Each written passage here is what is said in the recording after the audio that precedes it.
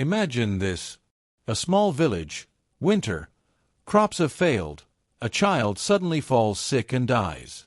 Someone in the village whispers, "This is not natural, someone has done witchcraft." And from that whisper, a nightmare begins.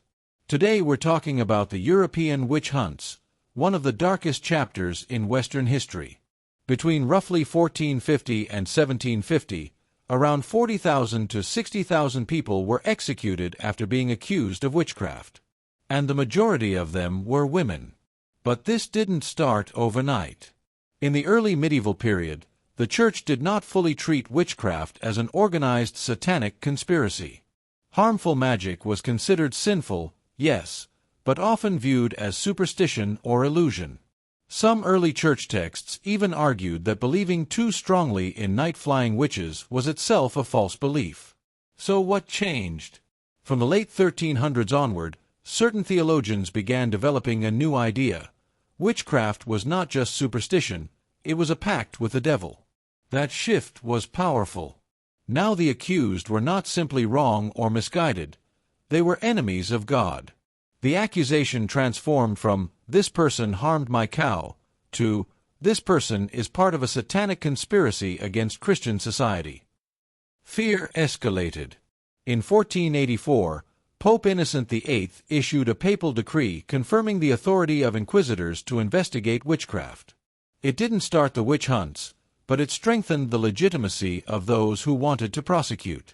Now imagine a struggling village again. Crops fail. Disease spreads. Livestock dies. There is no germ theory. No modern medicine. No meteorology. People look for explanations. And often, they look for someone to blame. Usually, suspicion fell on someone socially vulnerable, a widow, an elderly woman, someone living alone, someone who knew herbal remedies, someone who behaved differently. The first accusation might be small. "She visited my house before my child got sick." "She argued with me last week." "She knows strange plants." In a tense community, stories grow fast. At first, these cases were local. Small courts. Village authorities. But once higher courts became involved, something dangerous happened. Torture was legally permitted in many regions under strict conditions. Confession became the key evidence.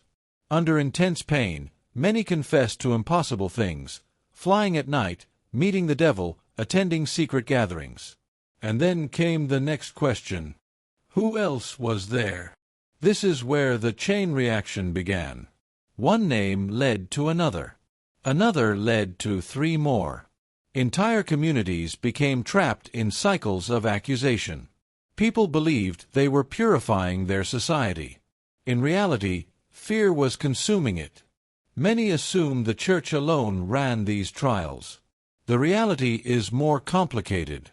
In many regions, secular courts, state authorities, handled most prosecutions and executions. Religious ideas shaped the definitions, but civil systems often carried out the punishments. Between roughly 1560 and 1630, the hunts reached their peak, especially in parts of what is now Germany, Switzerland, France, and Scotland.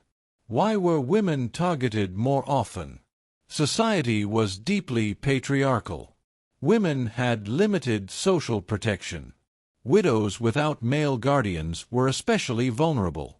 Economic tensions, inheritance disputes, personal conflicts, all could turn into accusations. Sometimes it was revenge.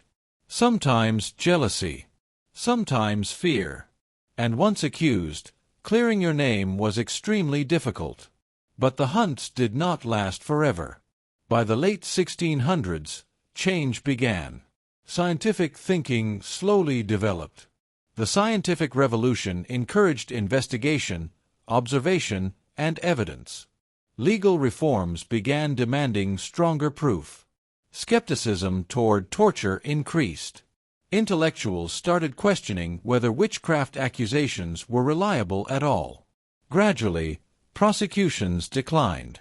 By the 18th century, large-scale witch hunts had mostly ended. Now here is the uncomfortable question. Is this just a story about the past? Or is it a warning?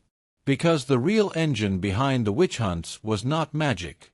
It was fear, social pressure, rumors, moral panic, authority validating suspicion, a small accusation, amplified by community anxiety, legitimized by institutions, and reinforced by public belief. The result: tens of thousands dead. The people who participated did not believe they were evil. They believed they were protecting society. That is what makes this history disturbing. The label, witch, was powerful enough to erase someone's humanity. And history shows something important. When fear replaces evidence, when suspicion replaces reason, when society decides someone is dangerous without proof, injustice becomes easy. The victims were not mythical figures. They were ordinary people. And that is the most painful truth of all.